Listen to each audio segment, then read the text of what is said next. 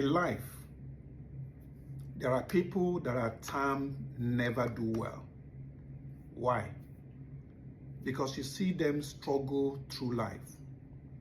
Not because they don't put in enough effort, not because they don't try their best. They do, but somehow things seem not to work their ways. There are limitations, there are struggles, there are disappointments, there are rejections. Nothing seems to work for them. That is the life they are born into. That's not what they want in life. They want to progress. They want to see their effort amount to something. But somehow, however much they try, nothing seems to work for them. In life, such people are termed different names, and one that sticks is never do well. It seems as if they can never do well. Because in life, it is the fruit, it is the evidence of success that used to check the effort. But actually, these people, they put all their effort. They're intelligent, but things seems not to work out for them. Why? I want us to take us back to the book of 1 Chronicle, chapter 4. If you go to 9 and 10, it talks about Jabez. Jabez was such a person. For nothing that concerns him, no fault of his mom conceived him in pain, in sorrow, in a circumstance that doesn't even concern him. He wasn't even there.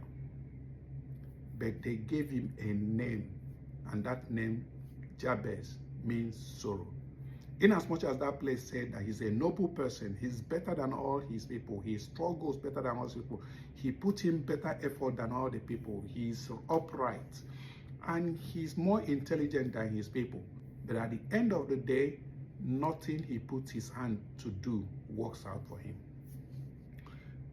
Now, what do you expect such a person to do? And that brings me to the book of Isaiah chapter 43. If you go to 18 and 19, God was telling the children of Israel, he said, forget the past. I am doing a new thing. So you could be in that kind of life where the world is dealing with you based on your background, based on your circumstances of birth, based on the situation that you find yourself. The past is not the issue now. It's the future that is the issue. What are you going to do with the future? How are you going to change the circumstances right now?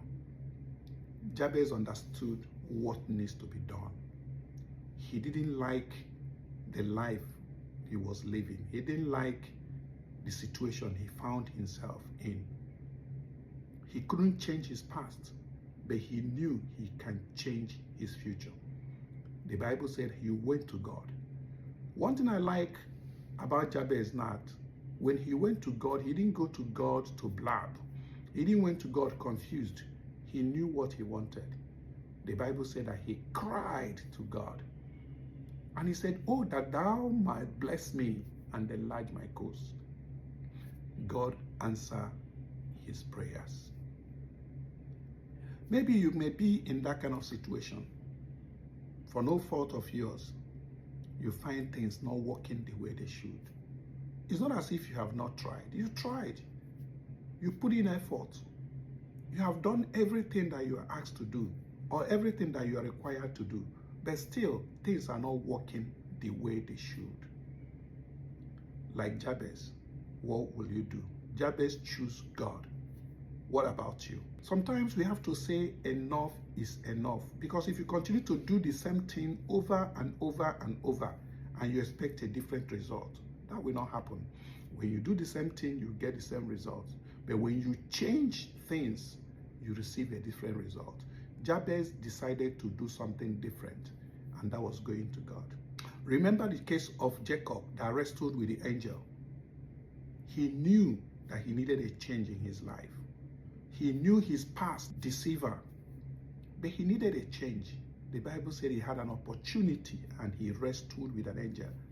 And he said he will never leave the angel unless the angel blesses him.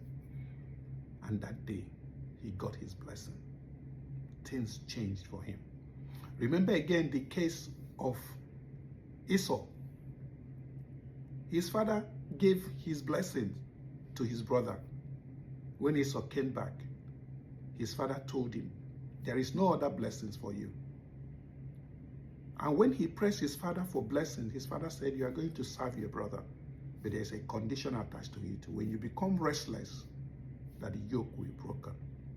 See, things at times cannot change unless we become restless, unless we decide within ourselves that enough is enough. We begin to take the matters and begin to say, what can I do to change this situation? You don't need to accept that situation. You need to be aggressive in changing that situation. And one of the ways to change the situation is to embrace God. Step out of the norms, step out of the status quo, and do something different. I would recommend going to God, wrestle with God in the place of prayer. Righteously wrestle with God with righteous anger. God said, bring your arguments. Come, let us reason together. He said, even though your sin is as red as scarlet, I will make it to be as white as snow. God is calling you and say, come, let's reason together. Whatever the situation, whatever circumstances around you, God is saying, I'm going to change it. I'm going to give you a new life. I'm going to give you a new testimony. Jabez agreed to it. Jacob changed his situation. Esau changed his situation. What are you going to do? You see, in life might throw you lemon, but you don't need to stick with that lemon. You have to turn it into lemonade. Jabez was able to turn his lemon into lemonade. Jacob was able to turn his lemon into lemonade. Esau was able to turn his lemon into lemonade. The life may have thrown you a lemon just right now. The life you are living now is not what you wanted. You've tried all your best. Why not try God? Remember, this is the month of restoration. God is still in the business to restore people. But God is saying, come, let us reason together. Come, let's have a discussion about it. That even though that situation seems as if it's not possible, he said, I will make it as white as snow. Come on, let's try God. Let's go to him. Let's talk with him. My prayer is that when you meet with God in this season and time, you will get answers to your prayers. God bless you. Be encouraged. Amen.